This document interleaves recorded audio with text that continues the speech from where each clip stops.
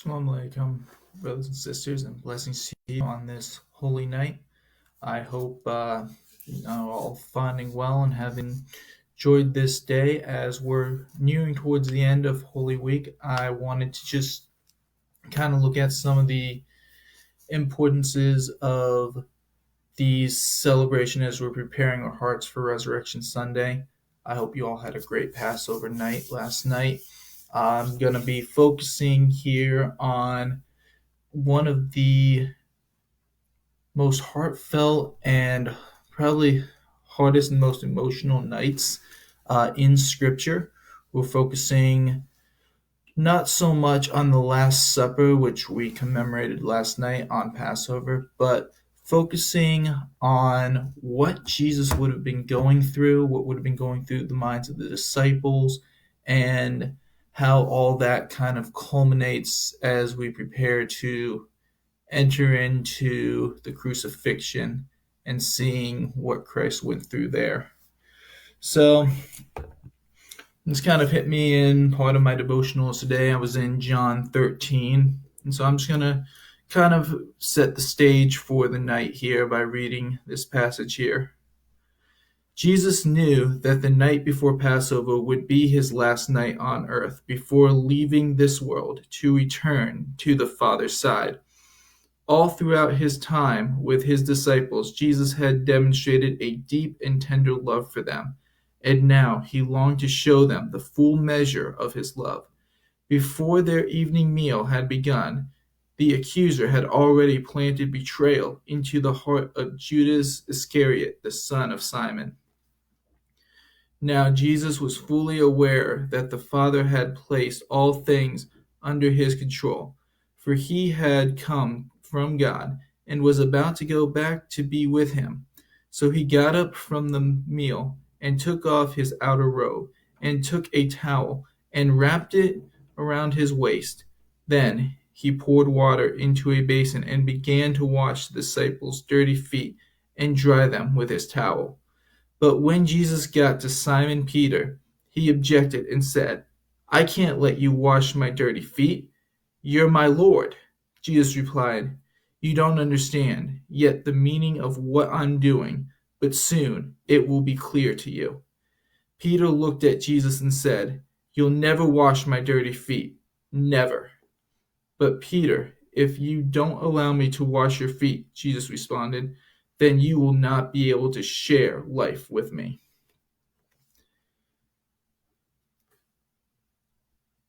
I'm sorry, I lost my place.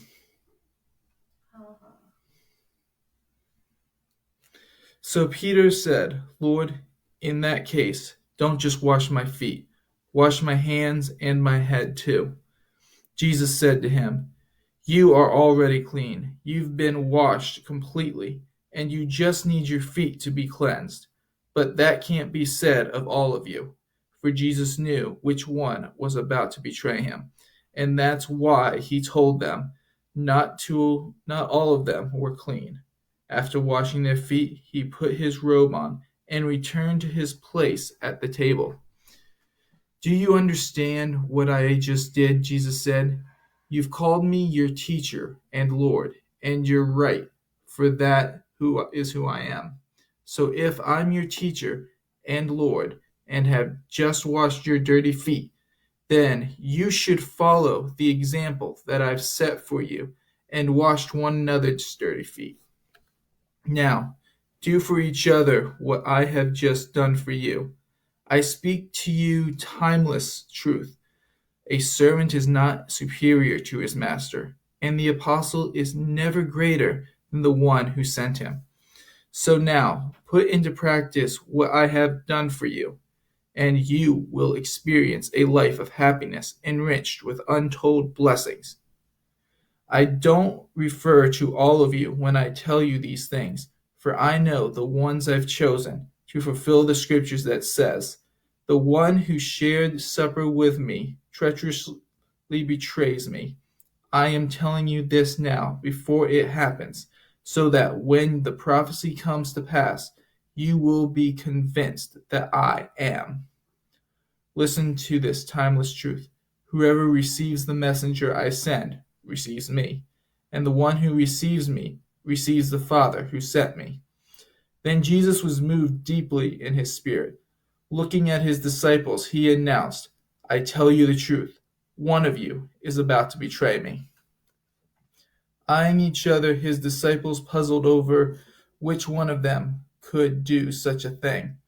The disciples that Jesus dearly loved was at the right hand of him at the table and was leaning his head on Jesus. Peter gestured to this disciple to ask Jesus who it was he was referring to. Then the dearly loved disciple leaned into Jesus' chest and whispered, "Master, who is it?" The one I give this piece of bread to after I've dipped in the bowl," Jesus replied. Then he dipped the piece of bread into the bowl and handed it to Judas Iscariot, the son of Simon. And when Judas ate the piece of bread, Satan entered him. Then Jesus looked at Judas and said, What are you planning to do? Go and do it." None of those around the table realized what was happening. Some thought Judas, their trusted treasurer, was being told to go buy what they needed for the Passover celebration, or perhaps go give something to the poor. So Judas left quickly and went out into the dark night to betray Jesus.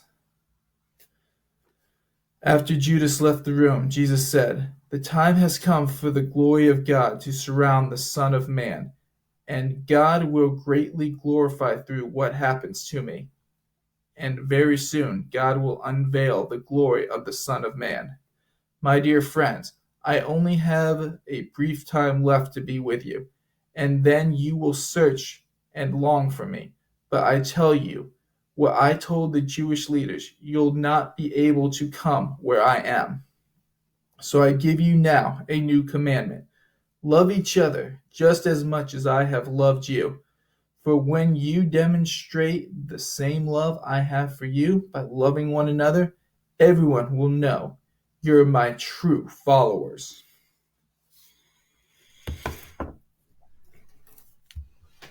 So, as we enter Maundy Thursday here, which is Holy Thursday, the day of the command, which is the command that we read, Jesus giving his disciples, which isn't even a new command. It is him reiterating one of the two most important commands that the entire Torah and prophets hang upon, and that is to love your neighbor as yourself. How are people going to know we're followers of Jesus? Well, we're going to go out into the world. We're going to display love between us and other people, and we're going to just love on people. People are going to know there's something different. This is the pour of Jesus's heart to go to the broken and take care of them. This is the command that he was giving his disciples there. So, how does our Christianity define us as opposed to our culture? What are we practicing? This was a question posed to me in one of my email devotionals this morning that I was looking at, and it's been on my mind all day as I've been questioning, especially in this time. I know I've spoken multiple times this week of what are we doing to further the kingdom? Where is our focus on being the hands and feet of Jesus to everyone? As we're meditating on what Jesus went through this week, how are we displaying the heart and soul of Jesus' ministry? How are we following through with what Jesus came to accomplish? Now, after the dinner, they all sang the Hallel. They went out towards the Mount of Olives and gathered in the garden. That's what I want to pick up as I drop back here to Mark chapter 14. Pick up in verse 32. Then Jesus led his disciples to an orchard called the oil press. He told them, "Sit here while I pray a while." He took Peter, Jacob, and John with him. An intense feeling of great horror plunged his soul into deep sorrow and agony, and he said to them, My heart is overwhelmed with anguish and crushed with grief. It feels as though I'm dying. Stay here and keep watch with me." He walked a short distance away, and being overcome with grief, he threw himself face down on the ground. He prayed that if it were possible, he would not have to experience this hour of suffering. He prayed, "Abba, my Father, all things are possible for you. Please don't allow me to drink this cup of suffering. Yet what I want is not important, for I only desire to fulfill your plan for me."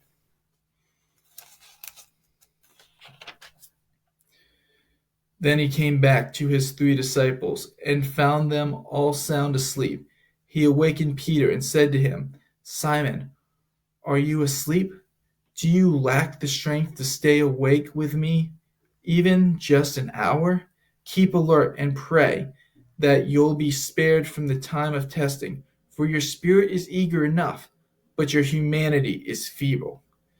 Then he left them a second time and went to pray the same thing. Afterward he came back to the disciples and found them sound asleep, for they couldn't keep their eyes open, and they didn't know what to say to him.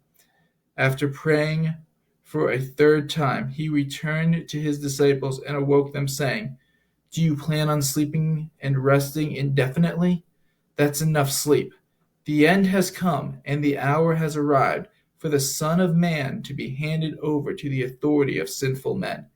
Get up and let's go. Don't you see, my betrayer is near." At that moment, Judas, one of the 12, arrived along with a large crowd of men armed with swords and clubs.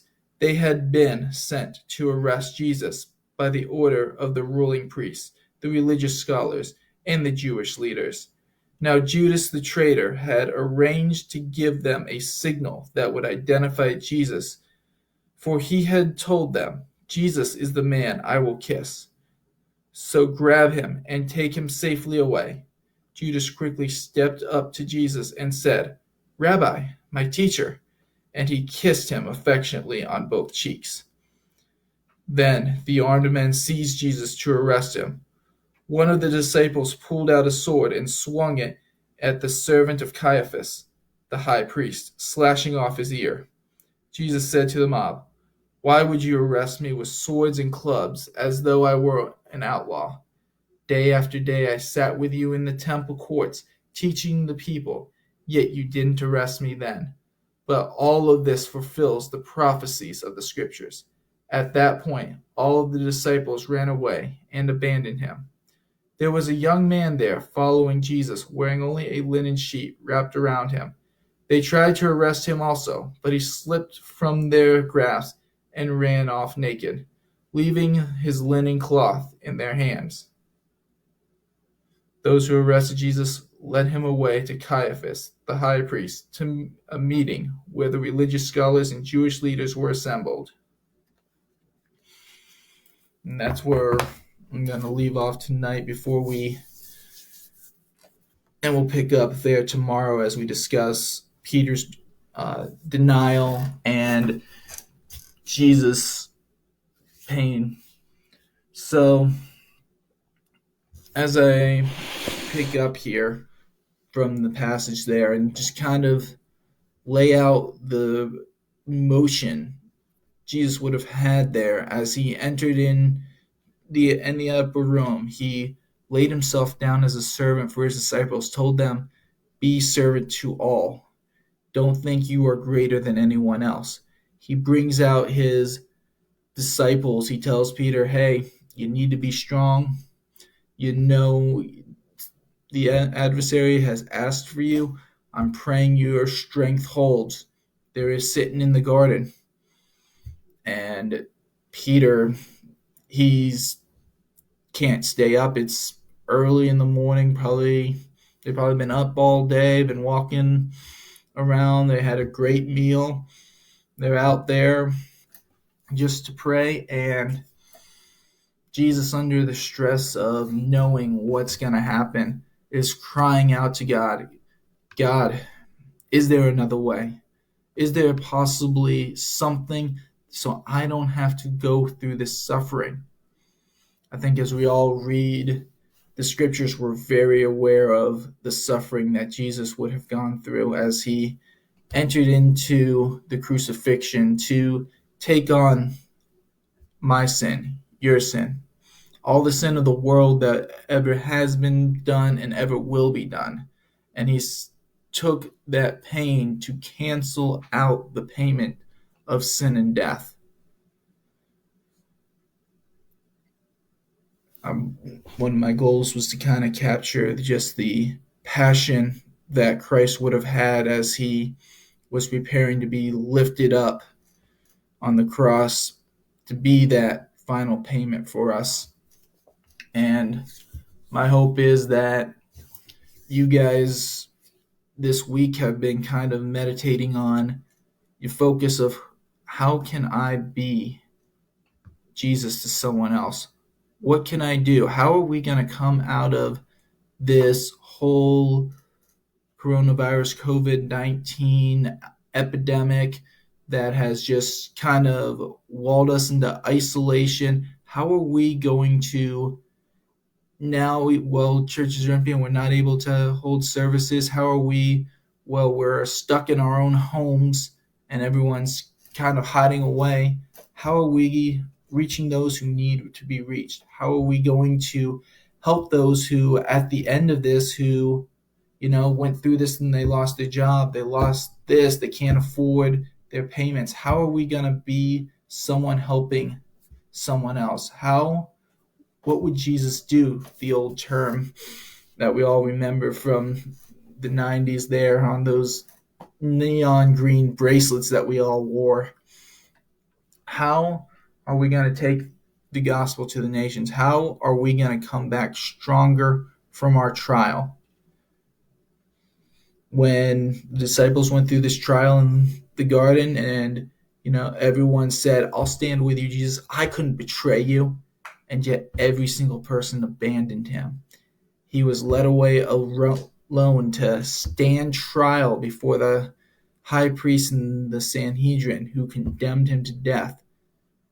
If we continued on, we would read about Peter's denial of him to the point of where he would shout curses to say, I have nothing to do with this person. Don't compare me as one of his followers.